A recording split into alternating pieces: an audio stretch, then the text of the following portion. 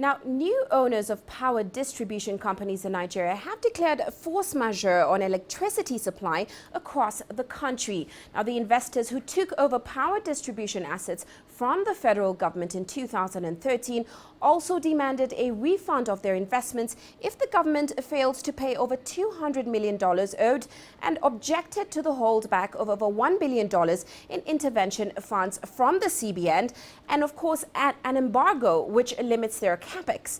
Now, force majeure is used to declare the inability of a party to meet up with a contractual obligation, although the Nigerian Electricity Regulating Agency has slated February 1st for the implementation of a tariff hike. The distribution companies have asked the government to adhere strictly to the pact it signed with them before the takeover.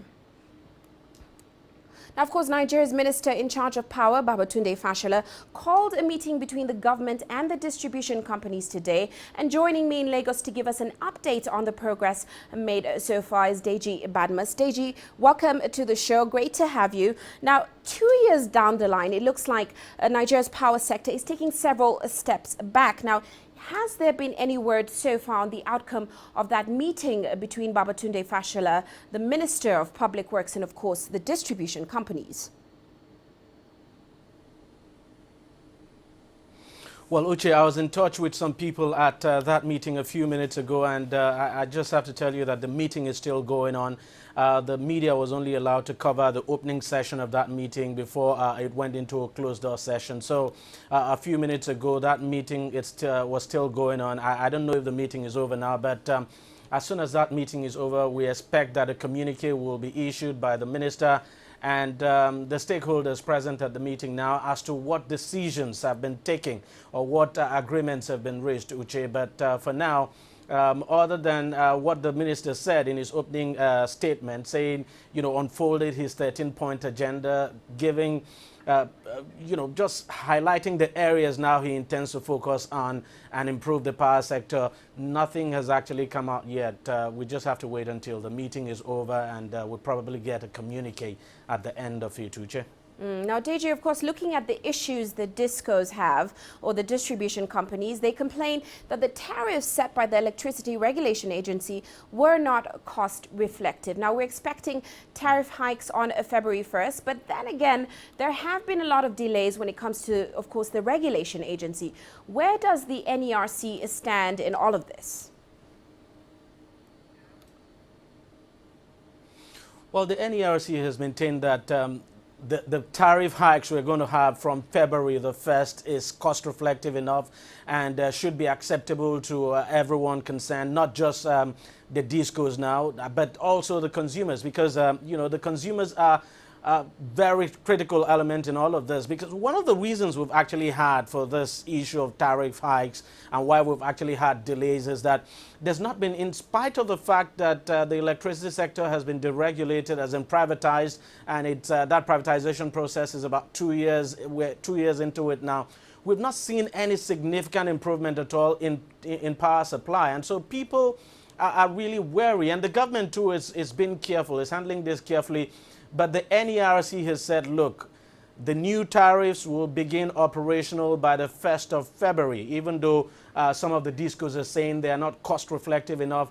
But I don't think there will be any changes at all. We just have to wait and see what comes out of this meeting. But of course, the discos are saying, look, besides this tariff, they are talking about money they are being owed, about 45 billion naira.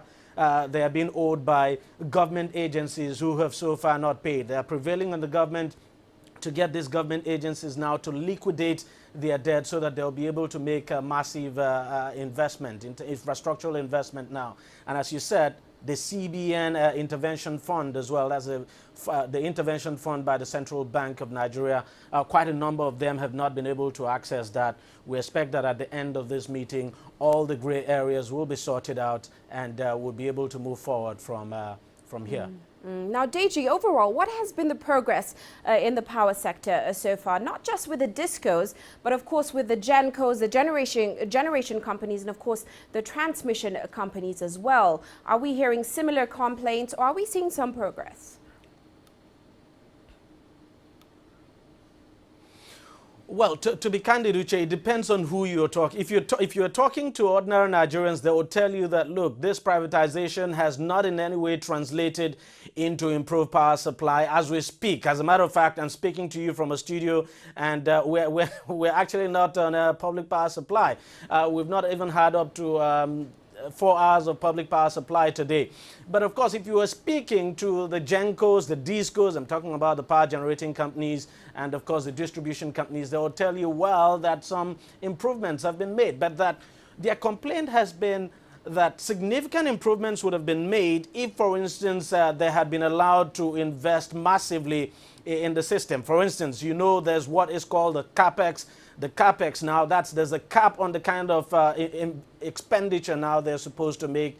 So the capex does not allow them to spend beyond 50 billion naira, for instance. They're asking that that should be lifted so that they'll be able to pour in so much money into that sector and improve. But then the government is careful, because the more money you pump in, you want to take it out on the customers. It means you'll be asking for higher tariffs that the customers, of course, may find difficult to pay, and then it will become a political issue for the government.